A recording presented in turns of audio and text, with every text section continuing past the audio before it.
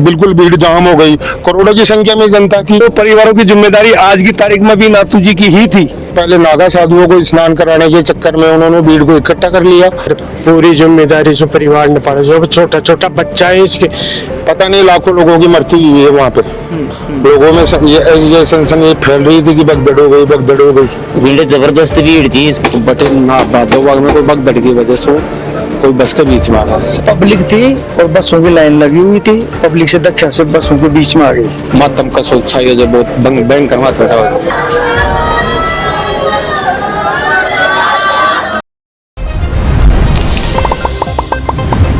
नमस्कार, राम राम। मैं दिलीप और जलको जयपुर के माले एक बार फिर आप सभी को बहुत बहुत स्वागत है। प्रयागराज के बायने महाकुंभ को आयोजन हो रहे छे। देश ही नहीं विदेश से भी बड़े लोग आ रहे छे। इन्हें देखता हुए ही चोमू जेतपुरा के मायने से भी की बस श्रद्धालुओं से भर प्रयागराज के लिए रवाना हुई और बड़े बे गया भी, शाही स्नान भी कराया। लेकिन बड़े सु जो है एक जो शख्स साहब बड़े सु लोटिया कोने, क्योंकि बड़े प्रयागराज में वह भगदड़ माची जी भी भगदड़ के मायने ही एक चोमू का जो श्रद्धालु था बाकी बड़े मौत होगी। और अबार में अनंतपुरा जेतपुरा गाँव के मायने मौजूद हूँ और शमशान घाट के बारे में मौजूद हूँ। और अड़े जो शव है वो आगे गांव में पहुंचे छे और अड़े बाको अंतिम संस्कार जो है वो करियो जा रहे छे। परिजन अपने साथ मौजूद है। कहीं कुछ हुई छो भी दौरान बड़े कुंभ का कहीं जा कि 50 जना अटेसु बस ले रहा था और बस के मायने गएगा बटे ना दौड़ा था बटे ना भादो बाग में कोई भगदड़ की वजह से कोई बस के बीच में आ गया। तो मतलब अड़सू पूरा परिवार के साथ में गए थे? नहीं, एक ही साथ चाहिए, एक तो पुत्र वो दो पोता की वो और एक चाहिए की सिस्टर और एक भांजो और एक पोती ऐसा साथ और बाकी साथ गए।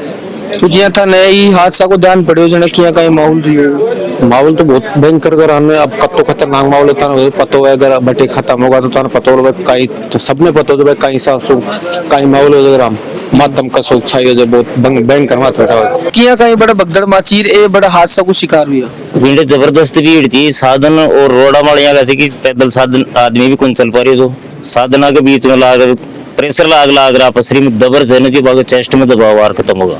भयंकर भीड़ भगदड़ हो रही थी। मतलब बात करूँ 31 तारीख या बात शेयर कर कौन सो टाइम चोबा भगदड़ किया हुई मतलब ते कड़े स्नान कर आ रहा चाहिए जा रहे था स्नान कर वापस आ रहा था। मैं स्नान कर निकलता ही होगी वह 29 तारीख में। कितनी बजे को समय जो समय तो 6-7 बज गया ना, 6-7 बज गए शाम ने सुबह। हादसा तो 9:25 में हादसा 9:25 पर हुआ था। फिर भी बड़े तो बड़ा कहीं कुछ हो जो पूरा मतलब थे स्नान कर आ रहा था। पूरी बात बताओ। अजी पब्लिक थी और बसों की लाइन लगी हुई थी, पब्लिक से धक्का से बसों के बीच में आ गई। थे बता रहे जो कि 9 बजे की बात था। 9:15 के लगभग दिन में रात को। तो आगे साथ में और कौन जो है अकेला ही था? नहीं, साथ ही थे हम जी। थे भी देखे वाला कहीं कुछ हो जो हम भी वहाँ साथ थे। मौनी अमावस्या की रात बड़ा स्नान बताने के कारण उन्होंने घाटों को बंद कर दिया रात 12 बजे और पहले नागा साधुओं को स्नान कराने के चक्कर में उन्होंने भीड़ को इकट्ठा कर लिया। भीड़ का एक साथ दबाव 2 बजे तक बहुत भयंकर बढ़ चुका था। इस कारण धक्का लगा पीछे से, तो लोग 10-20 हजार तो पानी के साथ बह के चले गए। मैं वहाँ उस घाट पे मौजूद था उस टाइम और भी मेरे परिवार के साथ थे। बस के अलावा मैं इनके गाड़ी लेके गया था, मैं भी परिवार का ही उनके साथ था, इनके साथ ही था। तो फिर वो जैसे ही भीड़ आगे बढ़ी, पानी में लोग गए तो वापस रिटर्न हो गई पब्लिक। आमने सामने कैची बन गई, बिल्कुल भीड़ जाम हो गई। करोड़ों की संख्या में जनता थी, कोई लाखों। थोड़ी देर बाद में मिलिट्री आई, उन्होंने कंट्रोल किया लोगों के स्नान के लिए। वापस घाट चालू किए गए, धीरे धीरे व्यवस्था को फिर बाद में कंट्रोल करके लोगों को निकालने की कोशिश की गई थी। पता नहीं लाखों लोगों की मृत्यु हुई है वहाँ पे। जी हाँ, भगदड़ रात में हुई है दिन में हुई? रात को 2 बजे रात को 2 बजे हुई थी, वो फिर सुबह तक चल रही थी। लोगों में ये सनसनी फैल रही थी कि भगदड़ हो गई, भगदड़ हो गई। बड़ा जी अलग अलग सेक्टर बनाए रहे थे। कौन सा सेक्टर में मौजूद था? हम संगम सेक्टर पे मौजूद थे। 20 नंबर या 34 नंबर, पता नहीं कितने नंबर थे वो, लेकिन हम संगम तट पे थे। जी मैं बात करूँ देश ही नहीं विदेश से भी लोग जा रहे हैं, तो कहीं कहीं सावधानी बड़े रखनी चाहिए जा वाला जो भी लोग। सावधानी के लिए तो वहाँ जाने वाला का क्या सावधानी रखेगा? जाने वाला तो नॉर्मल आदमी चलता रहेगा, उनको प्रशासन जैसे चलाता है वैसे चल रहा है। लोग तो जैसे पुलिस बोलेगी वैसे ही जनता चल रही है। पुलिस वालों ने उनको रोक दिया तो वो पीछे से दबाव आ गया उनका। तो फिर भीड़ इकट्ठी होनी थी, लोग तो पीछे से करोड़ों की संख्या में आ रहे थे ना, उनको रोकना एक गलत हो गया। उनको स्नान को रोकना नहीं चाहिए था, उनको स्नान करा के चालू रखना चाहिए था। क्या नाम है आपका? सुरेश अपना नाम है मेरा, नाथूलाल जी का भांजा लगता हूँ मैं। ये नाथूलाल जी टोडा होता मेरे ताऊ जी हैं, और ये 28 तारीख को कुंभ के लिए नहाने के लिए गए थे। तो इन्होंने 28 को जाके अमावस्या अमावस्या का स्नान कर लिया, और स्नान करके वापिस आ रहे थे। वापिस आते वक्त भगदड़ मच गई वहाँ, और भगदड़ में ये दो गाड़ियों के बीच में फंसने से इसकी अकाल मृत्यु हो गई। फिर वहाँ पास में ही क्लिनिक थी, क्लिनिक पे हमारे जो रिश्तेदार साथ गए थे उन्होंने एडमिट करवाया, और उनके बाद में 2-3 घंटे बाद में इनका देहांत हो गया। उसके बाद में क्लिनिक से वहाँ के जिला अस्पताल में ले गए, और वहाँ से पोस्टमार्टम के बाद में बॉडी दी गई, जिसका अंतिम संस्कार कर रहे हैं। जी हाँ, अब गाँव में से पूरी बस भर गई, बताइए और भी लोग गए? अच्छा, तो सकुशल जैसे? हाँ, सब बसों का कोई वो मामला नहीं था, भगदड़ में ये भग रहे थे, तो 2 बसों के बीच में आने से खाली अकेला का हादसा हुआ है, और सभी 45 लोग गए थे सकुशल है। तो ये हादसा 9 और 9:15 के बीच में हुआ है। वहाँ से वो वापस घर आने के लिए अपने बसों की ओर जा रहे थे पैदल, और वहाँ भगदड़ मचने से ये 2 बसों के बीच में से जल्दी से निकलने के चक्कर में खड़ी थी बस, और उनके बीच से निकल रहा था, तो वहाँ किसी ड्राइवर ने दूसरी बस को चालू कर दिया, तो दोनों बसों के बीच में आके इनका देहांत हो गया। वहाँ प्रशासन जितना भी लगा है वो वीआईपी लोगों के लिए लगा है, बाकी व्यवस्थाएं सुचारू नहीं है। एक साथ भीड़ भगती है, भगदड़ होती है। इससे थोड़ी देर पहले ही वहाँ पुल भी ढह गया था, उससे भी काफी लोगों की मृत्यु हुई। तो प्रशासक का तो मामला थोड़ा ढिलाई है वहाँ। तो जी मैं बात करूँ स्वर्गीय नाथूलाल जी के परिवार में कता कई बच्चा थे? परिवार में नाथूलाल जी और 2 भाई थे, ये तारू जी के बेटे थे दोनों।